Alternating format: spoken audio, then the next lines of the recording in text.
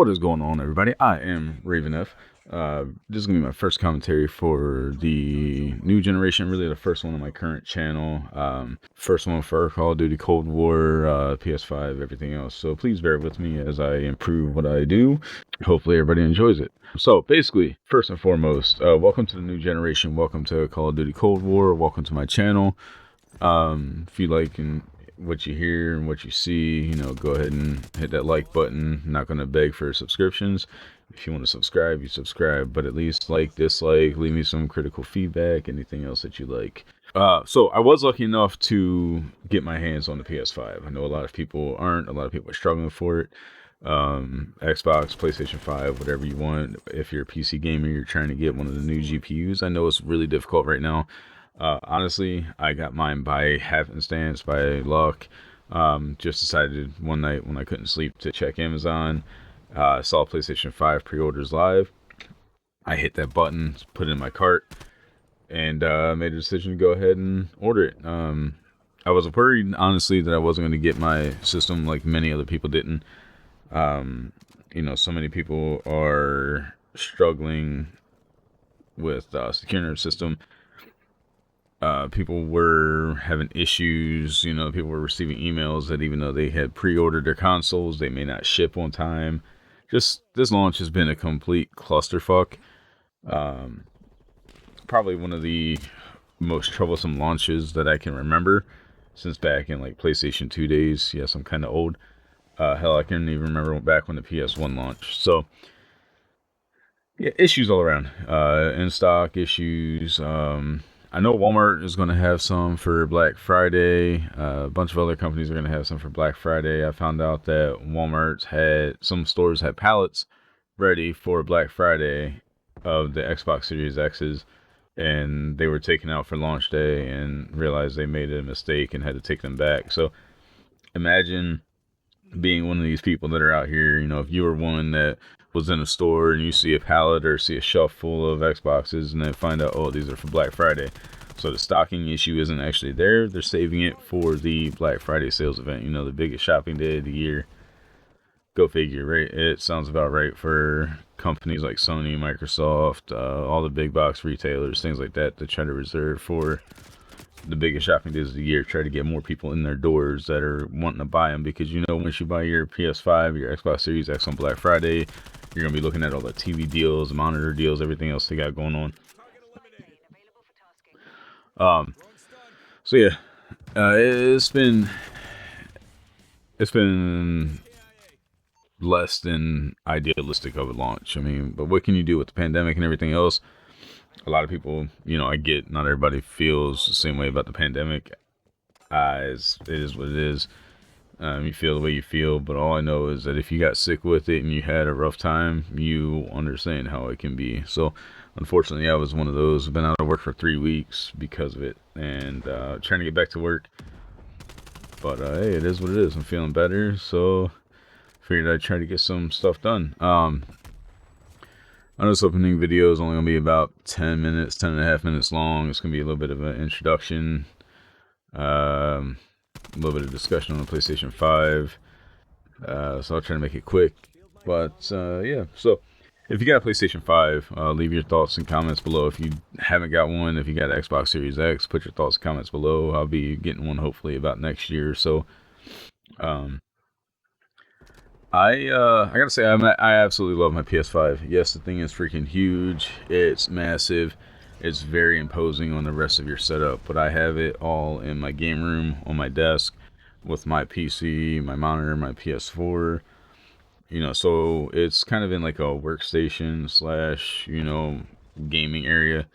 Occasionally I'll switch it between playing on my monitor. I have a 27-inch Aorus gigabyte monitor that does 4K, 1440p. It's 165 hertz at 1440p. So I can't really complain too much about it. I get the best of both worlds. But sitting right behind me, I have my 4K 42-inch Samsung TV. That when I'm playing something like Assassin's Creed, God of War, anything like that, where I want like the best picture possible, but also be immersed into what I'm doing, you know, I'll hook it over to that, and I'll just hit a button, spin around, and boom, ready to go, enjoying the visuals. You know, games like Call of Duty like this, you know, I put it in refresh rate mode over resolution mode. Now, this video should be getting done in 1080p, 60 frames per second. I don't have a 4K capture card yet. Planning to get one at some point. That's a PCI Express card from Elgato, hopefully. 4K, 60 frames per second. Or it might be 30 frames per second capture. I can't remember. It's one or the other. So yeah, hoping to continue to upgrade my equipment and everything, take full advantage of the PlayStation 5 during my recording sessions and everything else. But anyway, so quick thoughts on Call of Duty. The adaptive triggers on the PlayStation 5 on the DualSense controller are absolutely incredible. If you've ever shot a gun, you'll kind of understand how your trigger has slack. You've got your brake, you've got your reset, things like that. Not ideal for multiplayer, in my opinion. But as far as, you know, campaign modes and things like that, it's absolutely incredible. It can get a little tiresome after a while if you don't like it, or, you know, if you're just testing it out. But, you know, you're pulling your triggers, you're pulling your L2 to aim, and every gun seems like it has a different weight. You're pulling R2 to shoot. You go back down to where the trigger brake is, and then once you pass that point and apply enough pressure, you fire. And then you can slowly release R2, and you'll feel the reset. You'll feel that click. Some games like Astrobot's Playroom, as you're doing different things, you can feel resistance on the triggers. You can feel the vibration of the triggers. I know Xbox, from the Xbox One, launched with some like rumble triggers. I can't remember exactly what they called it, where the triggers are supposed to vibrate and everything depending on what you're doing. It was good. I liked it. I like the idea. But honestly, the DualSense does it better. PlayStation's version does it better. I honestly believe and think that the DualSense controller is revolutionary. Not everybody's going to feel that way. A lot of people are going to turn it off. I've already talked to some people that said they turned it off immediately. I enjoy it. I'm waiting to see more games like God of War Ragnarok when it comes out. I'm hoping they have a bunch of different effects within the triggers. I'm hoping that for Horizon they have a bunch of different effects. You know, even Ratchet & Clank. Honestly, like everything, I'm hoping has a bunch of different effects for the triggers. The haptic feedback and the controller, like the handles itself, you can tell different surfaces that you're walking on. If you're walking over planks like in Astro's Playroom, you know, when you're walking over certain surfaces, you feel the difference in the vibration. When you're ice skating, you know, when you're moving around on ice or you're sliding, you can feel that smooth, constant, same vibration the entire time. Whereas when you're walking on other surfaces, you're going over rocks and things like that, you can feel the higher impact and the stronger vibrations for a split second. It's pretty interesting. I'm excited to see what developers do, how many third-party developers actually take advantage of it. I don't expect it to be too many because it's going to be a lot of work just for one platform, but, you know, it is what it is. Only time will tell. I've seen a lot of people having issues with Xbox and PlayStation. You know, it's a new launch. You're going to have your problems with your consoles. They're going to brick. They're going to have disk read issues, everything else. It's common. If you were lucky enough, or you just have to have a launch platform or launch system, day one console, you know it's a possibility you can expect issues. But with Xbox, assuming they've sold over 1 million consoles at launch, even if they had 1,000 mess up, that's what, less than 1%. Like, that's a very small fraction.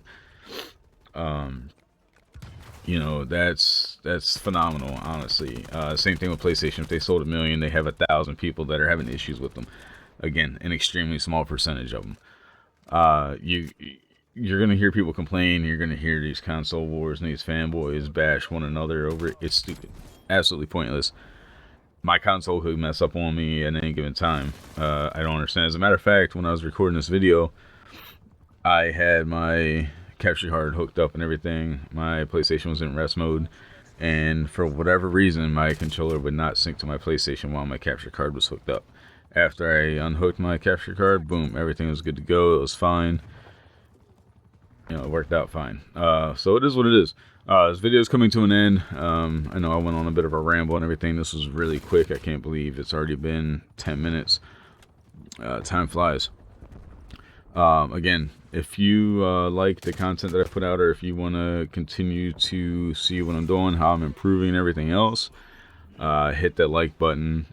If you want to subscribe, I greatly appreciate it. I will continuously start getting more content out. You can follow my Twitch stream, twitch.tv/Raveneff. If you're into workout supplements, you want some good focus energy drink for gaming, visit insanelabs.com. Use my code Raveneff50 to save 50% off of your purchase. As long as it's not part of a bundle or a giant sale or anything like that, you can get 50% off your purchases.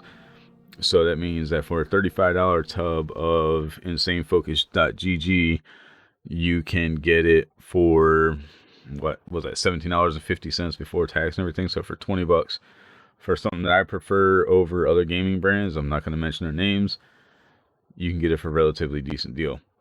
Yeah, follow me on Twitter, Raveneff0_O. Follow me on Instagram at Raveneff_. I appreciate you.